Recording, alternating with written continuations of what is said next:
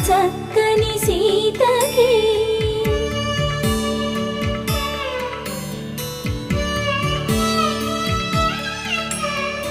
ఎర్ర జాబిలి చేయి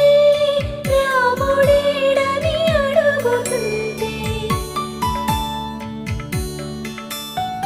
చూడలేదని పెదవి చెప్పే చెప్పలేమని కనులు చెప్పే నల్ల పూస